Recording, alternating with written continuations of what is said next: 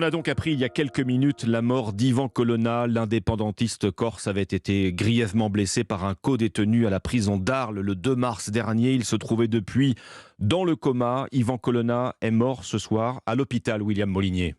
Oui, Ivan Colonna, 61 ans, est mort aujourd'hui à l'hôpital nord de Marseille. Information confirmée par plusieurs sources concordantes ce soir à Europe 1. Il s'est donc éteint 3 semaines après la violente agression d'un détenu radicalisé et incarcéré pour terrorisme islamiste. Agression survenue le 2 mars dernier à la prison d'Arles où il était incarcéré. Depuis, Ivan Colonna était dans le coma. Un état de santé jugé très inquiétant, confiait-il il y a quelques jours encore son avocat Sylvain Cormier. Cette agression ultra-violente alors qu'il était dans la salle de sport de la prison avait été reprise en main par le parquet national antiterroriste qui devrait donc en toute logique requalifier les faits en assassinat en relation avec une entreprise terroriste et association de malfaiteurs terroristes. Selon nos informations, une compagnie de CRS qui est en poste en Corse a été rappelée sur Bastia en prévision d'éventuels nouveaux affrontements cette nuit. C'était d'ailleurs une des craintes des autorités que le décès d'Ivan Colonna ne vienne à nouveau relancer des heurts dans la préfecture de Haute-Corse alors que Gérald Darmanin s'y est rendu la semaine dernière, ce qui a semblé ramener le calme sur l'île. Là où il y a 10 jours, 70 policiers et gendarmes avaient été blessés en une seule journée. Depuis le début des manifestations, il y a 3 semaines, au moins 112 forces de l'ordre ont été blessées selon un bilan de la place Beauvau. William Molinier, merci William. Ivan Colonna avait 61 ans. Jusqu'à son agression le 2 mars dernier, il purgeait une peine de réclusion criminelle à la perpétuité pour l'assassinat du préfet Claude Érignac le 6 février 1998, Gladys Lafitte. En 1999, Ivan Colonna devient l'homme le plus recherché de France. Celui que la presse surnomme le berger de Cargèse a pris le maquis, malgré l'appel à se rendre de son père, Jean-Hugues Colonna, ancien député socialiste des Alpes-Maritimes.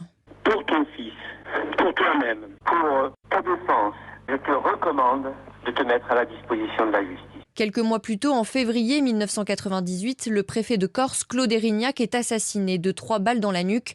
Ivan Colonna est accusé d'avoir fait partie du commando assassin. L'attentat est alors revendiqué par un groupe nationaliste corse. L'affaire secoue le pays.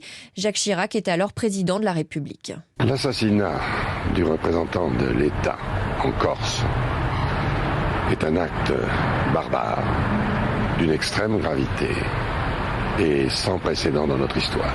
La traque dure 4 ans. Entre-temps, Nicolas Sarkozy devient chef de l'État et c'est lui-même qui annonce en juillet 2003 l'arrestation d'Ivan Colonna. La police française vient d'arrêter Ivan Colonna, l'assassin du préfet. Ivan Colonna, lui, clame son innocence et l'a toujours fait. Il n'a jamais caché son engagement nationaliste, mais se décrit comme un simple militant politique. Il dit aussi qu'il n'a jamais tué personne et il le répétera durant ses 3 procès qui l'ont à chaque fois condamné à la prison à vie. Une peine purgée sur le continent et non en Corse, malgré ses demandes de rapprochement et les démarches de sa femme. Elle interpelle même le président Macron en 2018. Mon fils n'a pas vu son père depuis 1 an et demi. Viens, s'il vous plaît, monsieur le président. Faites quelque chose. Incarcéré depuis 19 ans, la détention d'Ivan Colonna était devenue un sujet éminemment politique. Encore en janvier dernier, des parlementaires lui avaient rendu visite à Arles et plaidé sa cause. Et Gladys Lafitte du service police-justice d'Europe 1. Je vous rappelle donc l'information de la soirée, la mort d'Ivan Colonna à l'hôpital 3 semaines après son agression à la prison d'Arles.